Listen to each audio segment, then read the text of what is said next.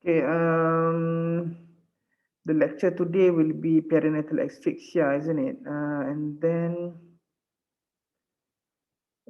when is my next lecture with you? Tomorrow. Tomorrow we have another lecture, newborn examination. Okay.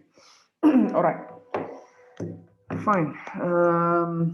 Again, inshallah, with me the lectures won't be long because I don't believe in long type of lectures. I think lectures around 1 hour is already good enough lah. Lama-lama tak ada guna kat.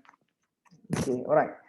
So inshallah, so what was the topic earlier today? You've listened to one of the lectures already, isn't it?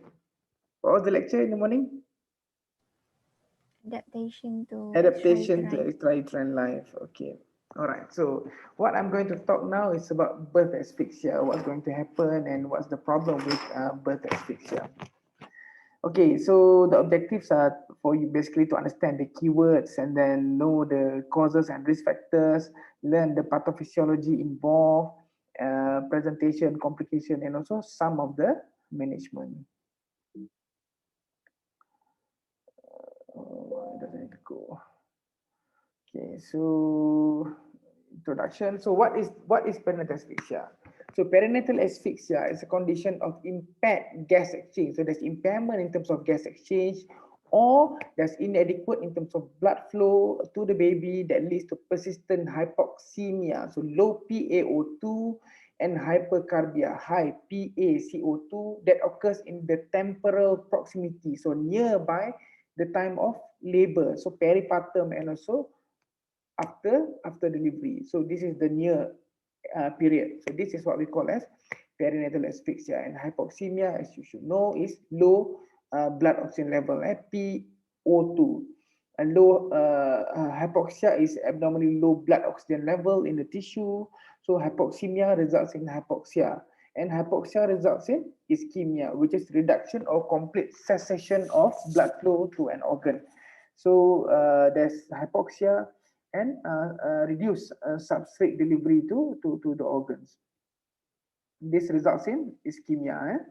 Okay, and then the other term that we need to know are HIE or neonatal encephalopathy. So HIE is hypoxic ischemic encephalopathy. What is it? So it is a clinical syndrome of disturbed neurological function. There's impairment in terms of neurological function. What does it cause? It causes failure to make a successful transition to extrauterine gas exchange. So all this is so HIE is because of perinatal asphyxia, is because of failure to successfully properly transition to the extrauterine gaseous exchange. So how does it manifest? It manifests as difficulty in initiating and maintaining spontaneous respiration, difficulty in maintaining proper breathing, depression in terms of muscle tone. That's why babies appear flat, and depressed reflexes, Moro start complete, poor sucking, poor gag, and depressed consciousness. Baby may be encephalopathic, and sometimes they may present with seizures or comatose. And then HIE is encephalopathy that manifests following disruption of cerebral blood flow. So reduce cerebral blood perfusion and oxygen delivery, resulting in hypoxia ischemia in the term or near term infants. And perinatal asphyxia refers to intrapartum, this one that I've mentioned before. HIE occurs in 2/1000 live birth. Usually it affects more of full-term infants, and so usually neonatal encephalopathy refers to HIE. But again, HIE is just the encephalopathy that is results from hypoxic ischemia. Eh? But NE, it covers a bit more. Generally, neonatal encephalopathy refers to HIE, but it may also cover other causes of neonatal encephalopathy, such as apa? Such as CNS malformation, intracranial hemorrhage, intracranial infection, cerebral infarction or stroke, and then metabolic diseases, drug toxicity, withdrawal, electrolyte imbalance, and other seizure disorders. So this can also result in neonatal encephalopathy other than hypoxic ischemic encephalopathy. So NE is a broader term, but HIE is a limited and more narrow type of term. But generally, NE covers for HIE. So risk factor mainly seen antenatal period. Mostly we know already the risk factor by antenatal. Okay, all right. So pathophysiology. So basically, it begins with a prolonged hypoxia. This is the event. The issue is the prolonged hypoxia.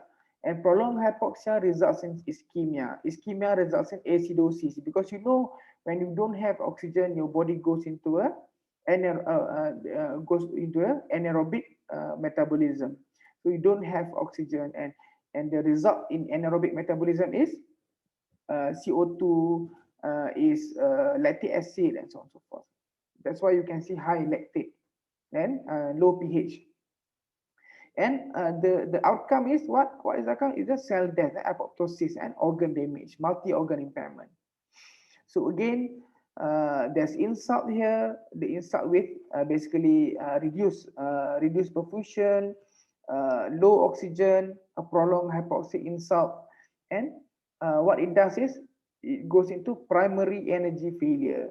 So this happens in minutes. If we don't settle the insult early, within minutes, it will go into primary energy failure. So what happens is, after this, it will be sodium overload, excitotoxicity because of the primary energy failure. Then it becomes uh, apa nama? So it becomes especially because of initially you have insult, and then you have primary energy failure, and then you may have reperfusion when the circulation improves. For example, if you have a baby with cord prolapse or abruptio placenta, so there's insult because there's no perfusion to the baby, and then after you deliver, you improve the perfusion. What happens is there will be sodium overload, excitotoxicity, because the nerves will be easily excitable. So this is because of reperfusion injury. And initially, cerebral metabolism transiently it starts to recover, but then you may have calcium overload, apa nama, nitric oxide, oxygen free radical, and then within hours to days, and then you may have the delayed response. So this is the immediate response is necrosis, tissue necrosis, cell death, apoptosis. But then after 6 hours, the baby will go into the secondary phase, which is what the mitochondrial starts to dysfunction. There's mitochondrial dysfunction, there's caspase activation, and more apoptosis, more cellular apoptosis, and results in cell death. So the result is hypoxic ischemic brain injury. So this is why we need to do intervention within the first 6 hours before it goes into the secondary phase, because the moment it goes into secondary phase, the moment there's already mitochondrial dysfunction, there's already caspase activation. By this time, it's going to be very difficult for us to actually improve the neurological function already. Okay, cellular mechanism of injury. So again, the insult occurs at cellular level, tissue level, organ level, and so on and so forth. So cellular injury or death, basically the initial primary phase. How does it happen? Because of hypoxia results in failure of ATP dependent pumps, and then excitatory amino acid receptors overactivation, because they try to so there's overactivation, and then release of the glutamic acid, and then influx of sodium and calcium into cells, resulting in cytotoxic edema. And then by the delayed secondary phase, what happens is there's apoptosis, there's tissue injury. What happens is the activation of catabolic enzyme. What are catabolic enzyme? Proteases, caspases, phospholipases, endonucleases, production of nitric oxide, and release of oxygen free radical. So all this cause more injury. Oxygen free radicals can damage your eyes, and they may have retinopathy, lungs, and so on and so forth. So oxygen free radicals are dangerous to the lungs, to the body, and so on and so forth. What are the causes and what are the risk factors? So risk factors for HIE, for neonatal encephalopathy, first are there's maternal, placental, fetal, and also intrapartum causes. Maternal, basically pre-conceptual factors such as maternal unemployment, families of seizures, neurologic disorder, infertility treatment. Families of seizures because mom can have seizures and so on and so forth. And then in infertility treatment as well, there's a risk factor with that. And then maternal thyroid disease and placental with the baby has, if there is severe preeclampsia, post-date babies because there may be placenta insufficiency, or when there is abnormal appearance of the placenta, such as the velamentous placenta and so on and so forth. Fetal intrauterine growth retardation, it is associated with hypoxic ischemic encephalopathy and intrapartum, obviously ROP position, and then shoulder dystocia, difficult delivery, emergency cesarean delivery, because it may include field vacuum, because sometimes it may be difficult, especially if they tried to deliver vaginally and then was unsuccessful, and then they proceed with cesarean section. The delivery may be very difficult because sometimes they need to push the baby from down and then only deliver baby from cesarean. It's going to take a long time. Sometimes there may be already separation with the placenta and so on and so forth. And then operative vaginal delivery, if they need to deliver the baby operatively by vagina, so that's obviously the second stage will be extremely prolonged. And then acute intrapartum events or sentinel event, uterine rupture, placenta abruption, cord prolapse, tight nuchal cord, maternal shock or death in the mother, maternal seizure. So all these can cause impaired perfusion in the baby.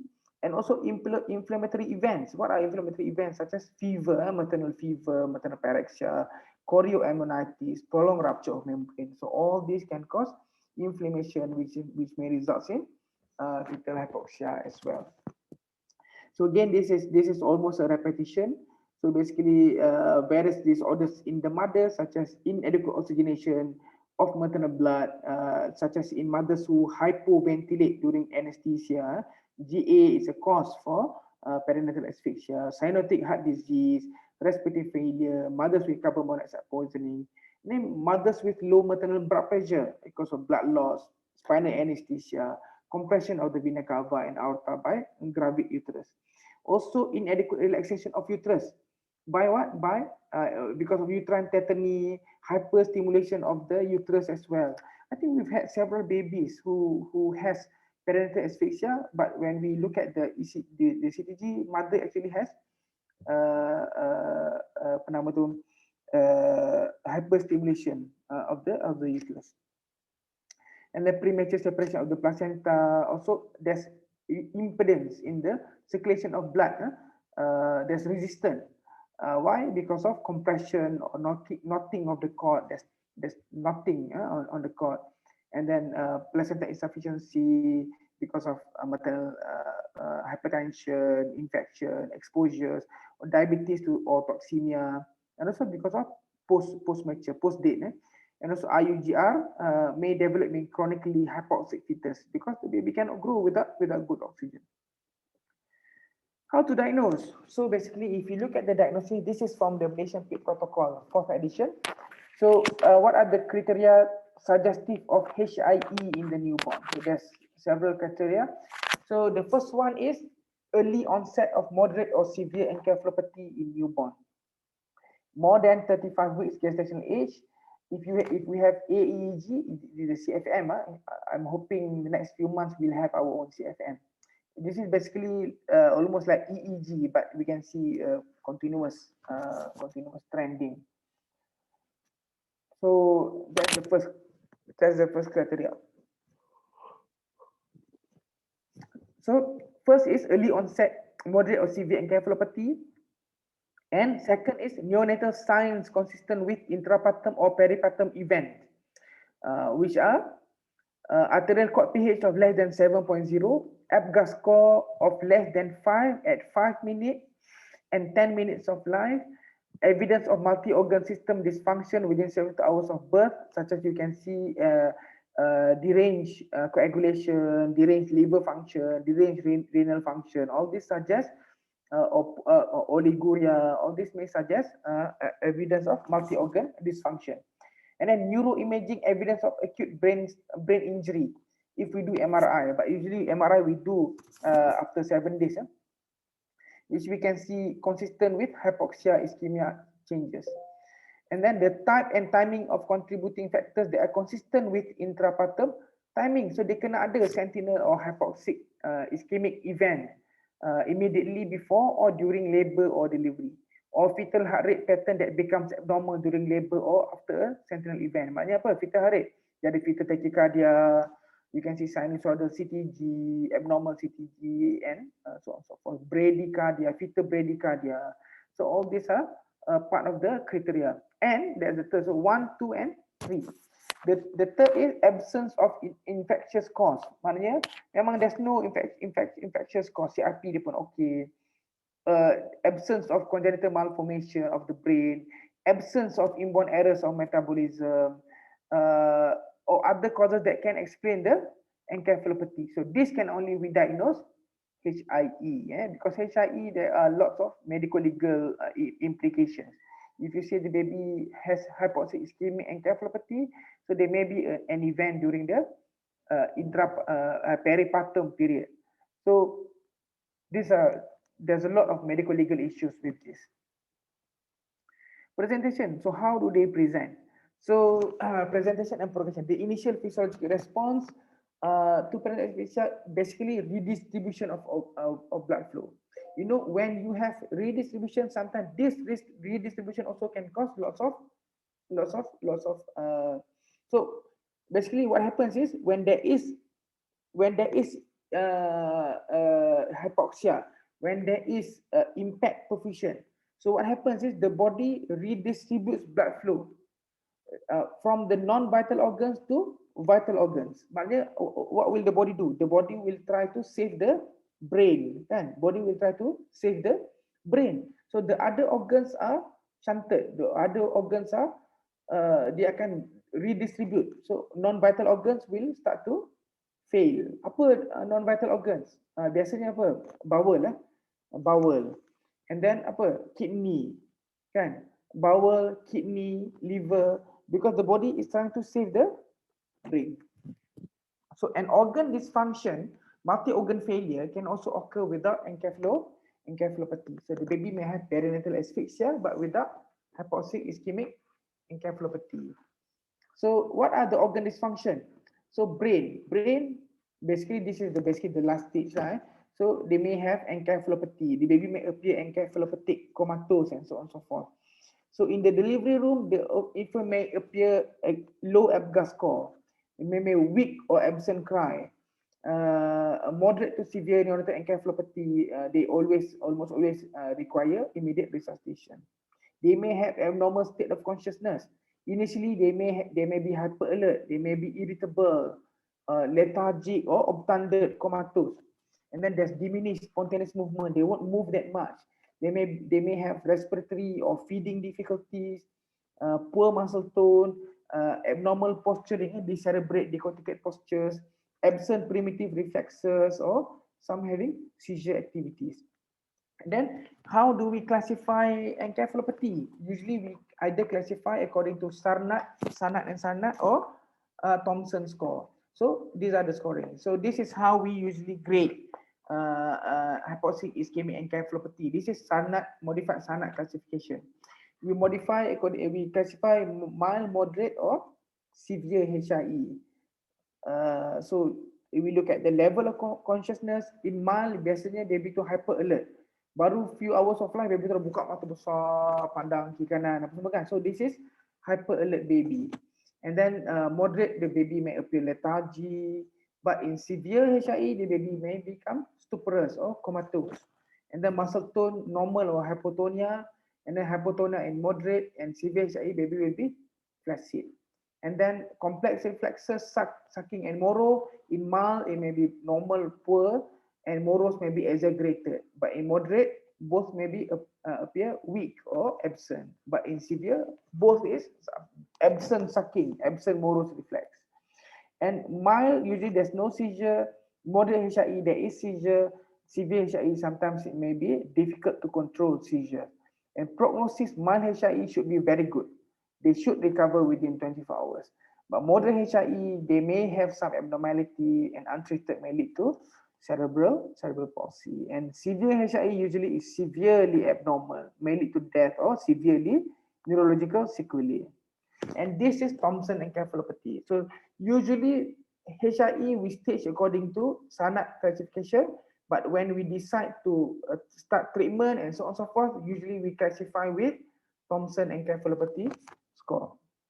So usually we start cooling as soon as the score is more than 7 in the first 6 hours of life.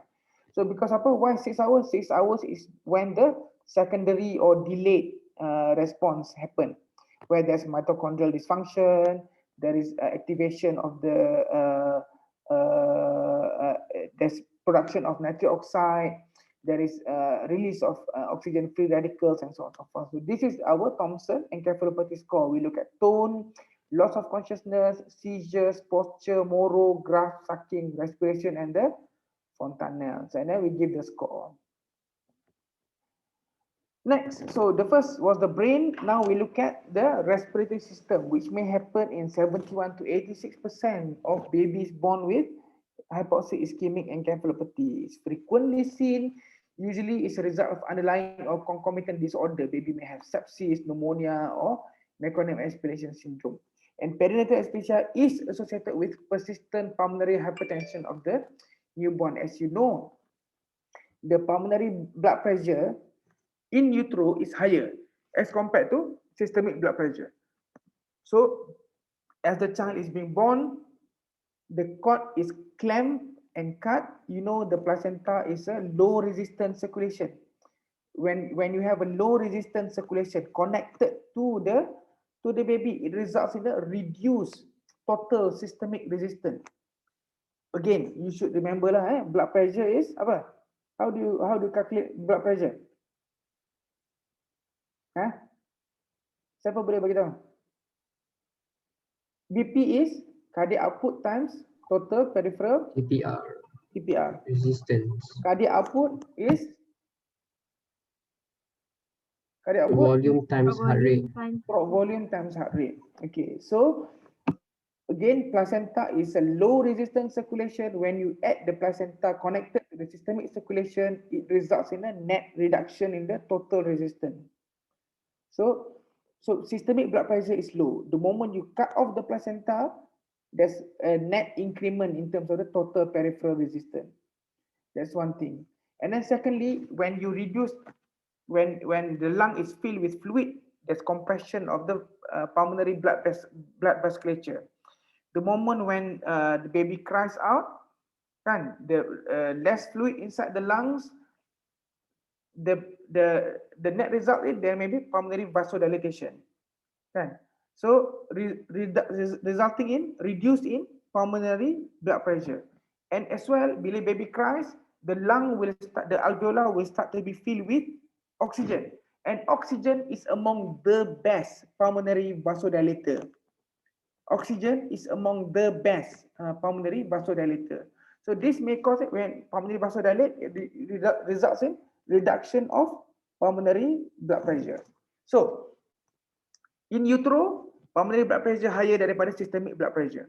That's normal because kita nak shunt blood away from the lungs. Baby don't need lungs, kan? In utero dia tak perlu lung. Fetus don't need the lungs. So they just bypass the lungs. Kan? Do they breathe? They do breathe, but they don't need the lungs. So they bypass the lungs. Sebab tu ada pulmonary blood pressure higher. Tapi bila the baby dah delivered, they need the pulmonary blood pressure to go down. So because of this, we know that perinatal asphyxia is associated with persistent pulmonary hypertension of the newborn, where the pulmonary blood pressure is still high. So this results in a right to left shunt. Sebab tu baby akan jadi sinus and so on and so forth. So infants with respiratory failure may require intubation and mechanical ventilation, usually the first hours of life. And infants who are treated with hypothermia, so the treatment for HIE is actually therapeutic cooling. So we cool the baby down. We'll discuss about this later on. Next is cardiovascular, which accounts to 43 to 78%. So HIE insult may result to reduced cardiac output and hypotension because of what? Because of the reduce in terms of the ATP and so on and so forth. Impaired myocardial contractility because of myocardial hypoxia, myocardial ischemia, and so on and so forth. Ischemic effects on cardiovascular system are detected by blood pressure measurement. So you may have babies with hypotension, and assessment of the myocardial function. We do echo, we look at the ejection fraction. So they may have ventricular dysfunction, poor contractility, and then also with echocardiogram we may identify PPHN as well. Kan? Apa jadi? Dia ada TR, TR among others. Right ventricles may be dilated and high pressure in the pulmonary artery.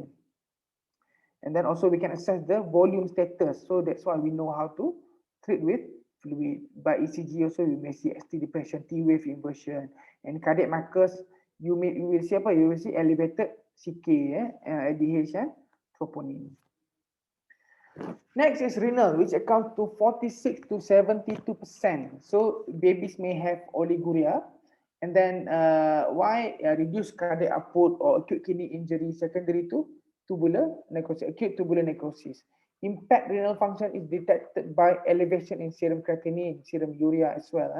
Serial measurement, that's why we need to measure the serial serum creatinine. And then further management depends on severity of the acute kidney injury.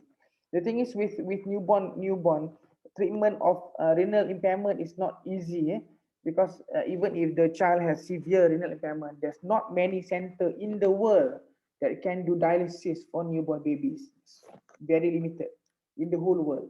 Not many big hospitals in UK even can do dialysis for babies with kidney injury. So it's a problem to treat. Next is liver. Liver accounts to 80 to 86% of cases of HIE. So what you may see, elevated liver enzyme, ALT, AST may be elevated. Decreased liver function. What will do? Result in hyperbilirubinemia because failure of conjugation. Hypoalbuminemia, low albumin. Reduced production of coagulation, resulting in coagulopathy. And also impairment in terms of the pharmacokinetics of drugs. What are the drugs that are metabolized by the liver, such as almost all seizure medication. You want these babies have seizure, but to control seizure, those drugs will be metabolized by the liver. It is hepatotoxic. Apa lagi? Antibiotics. Some antibiotics are metabolized by the liver. Apa lagi? Sedation. Sometimes we do need to give sedation to this baby. And almost all sedative drugs, morphine, midazolam, all those are metabolized by the liver or at least excreted by the biliary tree.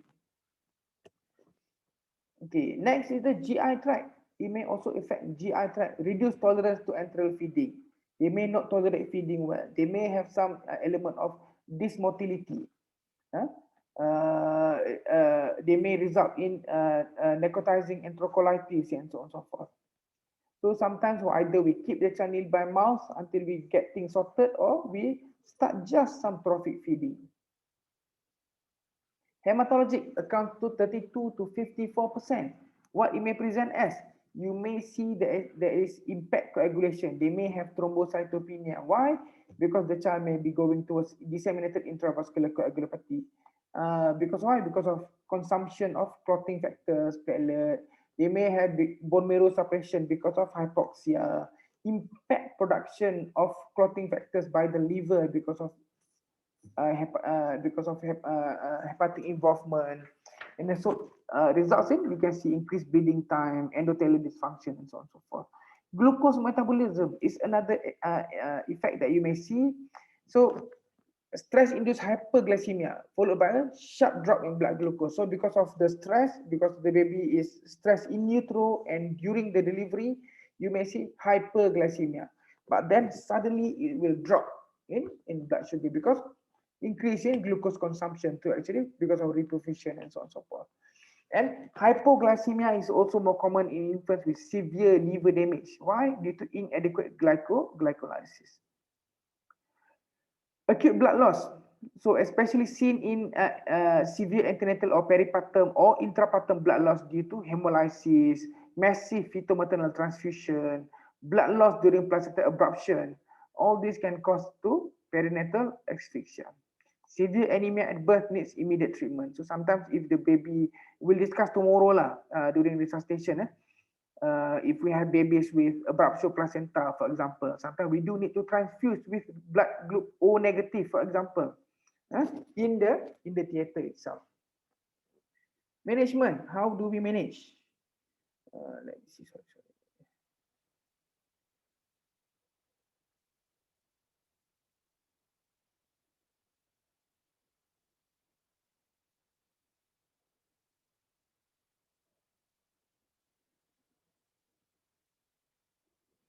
Okay, so how do we manage perinatal asphyxia? So principle of management, the first one always ABC, clinical stabilization. Make sure the baby is stable, the breathing is okay. Do we need to take over the ventilation by mechanical ventilation, intubation? So clinical stabilization. And then evaluate, establish the extent of an organ injury, whether the blood pressure is low, whether there's pulmonary hypertension, and then look for any treatable cause, such as infection and so on and so forth, or any concomitant condition that may result in the perinatal asphyxia presentation. Maintain adequate ventilation, avoid hypoxia or hypocapnia. Low CO2 is not good, high CO2 is not good. And then maintain adequate tissue perfusion, BP, blood pressure you need to control.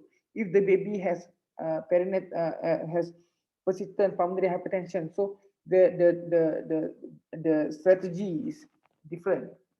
So make sure the blood pressure is acceptable, and then control the seizure if needed, and then treatment of cerebral edema if there is.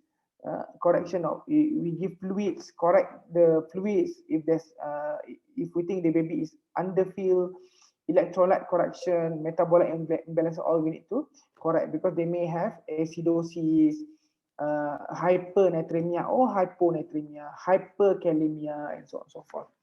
And then if needed, especially if we cool the baby, we need to fluid restriction, or if there is impairment in terms of GFR, also we need to fluid restrict. What are the investigation? So blood gas analysis. As I said before, these babies may present with acidosis. The pH may be low, bicarb may be low, there may be basic excess, may be low as well. Lactic acid may be high, lactate may be high, and then full blood count to look at the HB and so on and so forth. Blood sugar level, renal function test, liver function test, include calcium, magnesium, and so on and so forth.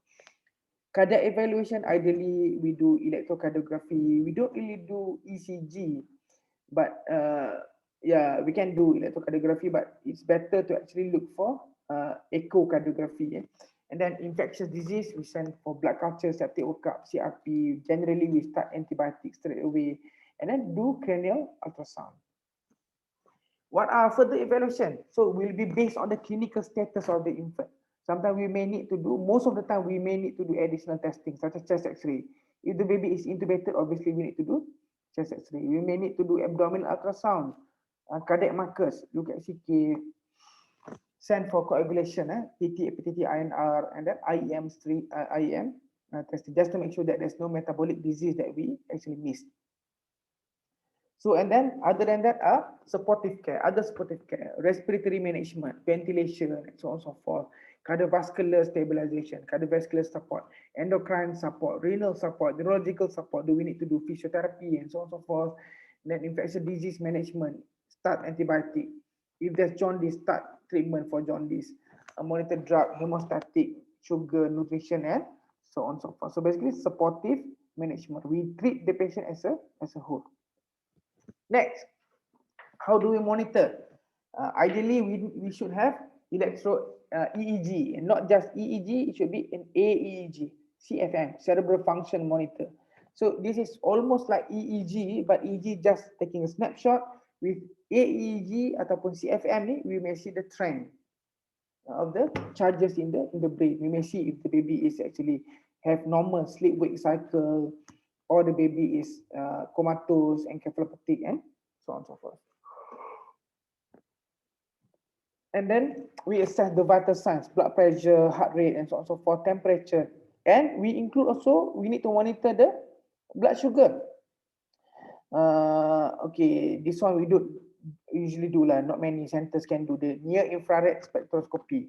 But what we can do is say we can do kernel ultrasound, and then we can look at the pressures in the Doppler. We can do Doppler and look at the pressure, the cerebral, the apa nama, middle cerebral artery punya perfusion.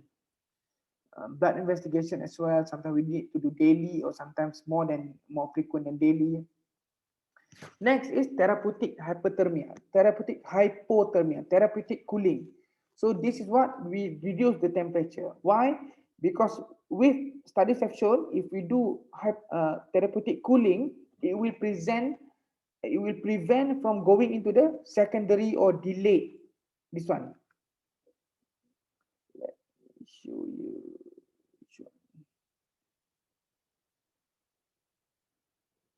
Yep. So if we do therapeutic cooling, hypothermia, if we do within 6 hours, it may prevent the body from going into the secondary phase, from going into the delayed or cellular apoptosis, cell death, and so on and so forth. So this one, if we start cooling less than 6 hours, we may prevent from going into the delayed or secondary phase, which may cause more problems. Okay, all right. Let's see, what is the therapeutic cooling? So basically, we do therapeutic cooling for babies with moderate to severe high HIE. We don't do for mild. So HIE, infants with pH of less than 7, base deficit more than 16 millimole per liter, and babies with moderate to severe encephalopathy in terms of clinical assessment and the need for ongoing resuscitative effort. And this must be done in a center with expert, with neonatologists. If not available, then you need to transfer the babies out. So flowchart there, basically babies more than 35 weeks and less than 6 hours after birth with probable intrapartum hypoxia. Does the baby meet criteria for therapeutic hypothermia? Criteria there, we look at the Thompson score again. We've seen the Thompson score before. No continued observation, maintain normothermia. But if yes, then commence cooling as soon as possible within the first 6 hours of life if no contraindication. So the target is rectal temperature of 33 to 34 degrees Celsius. If we have, ideally we should have cooling blanket.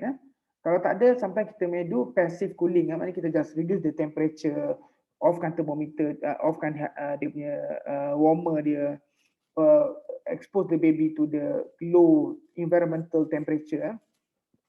So kita maintain rectal temperature 33 to 34, axillary will be 33.5 to 34.5.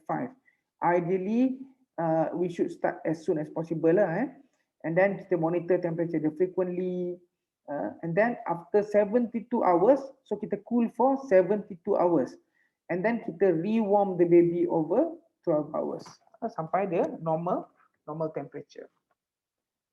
So rewarming, slowly rewarm over 12 hours and increment by 0.5 degrees Celsius every 2 hours. What are the complications? What are the side effects of therapeutic cooling? So you may see the baby with,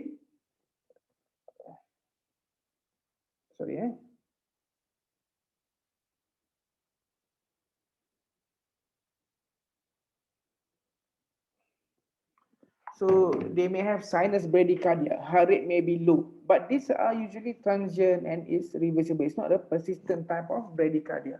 They may have low blood pressure, again, usually transient and reversible. They may have increased oxygen requirement, especially if we just monitor the SpO2 because of peripheral vessel constriction and so on and so forth. And then they may have some mild thrombocytopenia as well, which is a finding that we sometimes see in babies with undergoing cooling. They may have increased bleeding tendency. Some drugs, they may reduce metabolism of some of the drugs, such as morphine, phenobarbital as well. And then if you rewarm the baby too fast, sometimes what happens is peripheral vasodilation and hypotension. This is something that may happen. Prognosis directly proportionate to severity of the HIE. I mentioned before, Mild HIE, very good prognosis. Mild HIE, very good prognosis. Okay, clinical predictors, severity at initial diagnosis, MRI and MRS, but generally among the best predictor of the outcome is actually how fast the baby recovers in terms of sucking and swallowing. Yep, I think that's all. Any question? Anyone? Doctor, Yep. Yes. why they mainly the target is 35 weeks? How about less than 35 weeks? So the problem with premature babies, less than 34 weeks, some of the features are not there yet. How can you assess whether they're sucking or not? Because less than 34 weeks, we don't expect the baby to have sucking. The baby won't have swallowing. So the function of the brain is different in babies less than 34 weeks. Because babies can only suck, normal babies can only suck by 34 weeks. The babies can only swallow by 34 weeks. Babies can only breathe. If you want to assess in terms of respiratory punya function, whether there's any depressed breathing ke kan, we told already. These babies with HIE, they may present with respiratory depression. They don't breathe well. Tapi you know, before 34 weeks, before 35, 34 weeks, these babies, semua normal babies pun, sometimes they don't breathe. They may have apnea or prematurity because the respiratory cardiorespiratory center in the pons is not mature enough. That is why premature babies less than 34 weeks, kita akan bagi caffeine. Kita bagi caffeine, kita bagi aminophylline, theophylline to actually help them to breathe. So the assessment is different. The brain function is different for less than 34 weeks. And the treatment is different as well. That's why before 35 weeks, we don't actually start therapeutic cooling because the brain function is different. Generally, we do not diagnose HIE in babies less than 35 weeks. Because even if they go towards cerebral palsy, prematurity is already a main cause for cerebral palsy.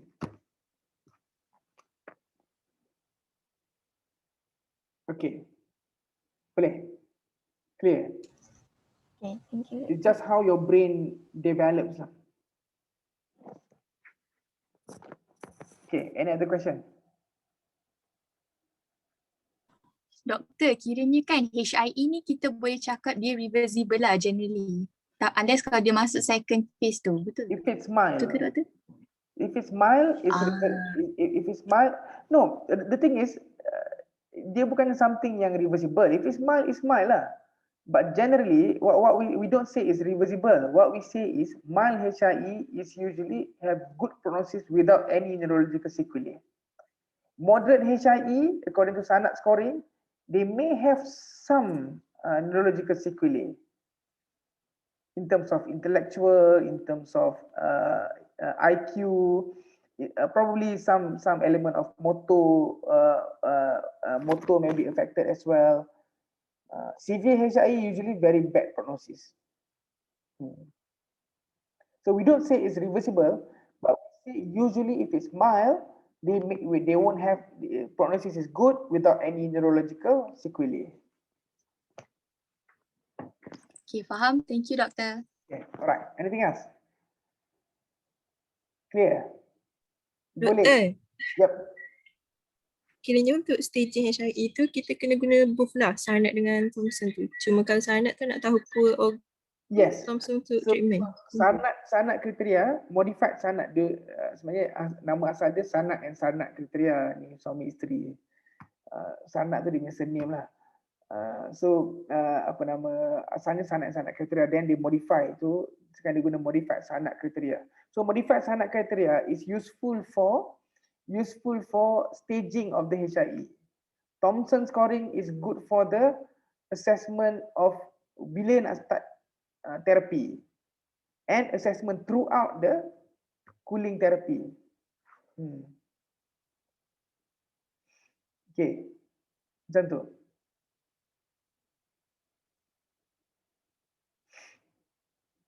Okay. Anything else? Doktor, how does the cooling therapy improve HIE? Macam mana mechanism? Dia bukan improve. Dia bukan improve. It just prevents from going into the secondary phase. So the secondary phase, so basically the problem is reperfusion injury. Sama juga bila kalau you pernah ingat, if you remember, I don't know if you remember or not. I'm not sure whether we discussed or not before. For certain disease, contohnya malnutrition kan. One of the problem is reperfusion. Kan? Bila you start, sometimes dia ada initial insult, kan? Insult tu dah jadi.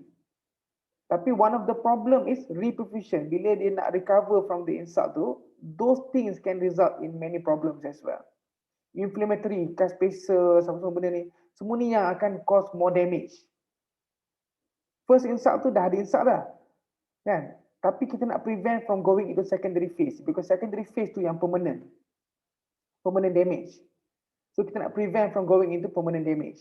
So therapeutic cooling ni what it does is basically it causes vasoconstriction even at the brain level. So the net result is kita prevent from reperfusion punya injury. It slows the metabolism of the body. So all the insult punya tu dia akan kurang. Sekejap sorry. Izzah.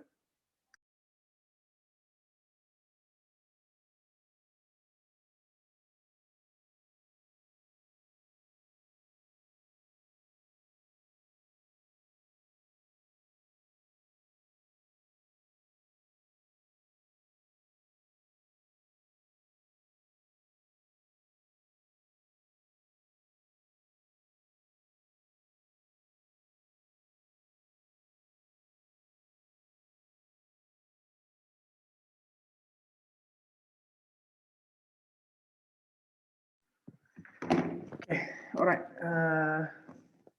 Any other question? I don't have that much time. Ada satu baby nak kita tengok lagi. Dua baby nak kena settlekan. Any other question? Tak ada? Clear? Alright. Fine.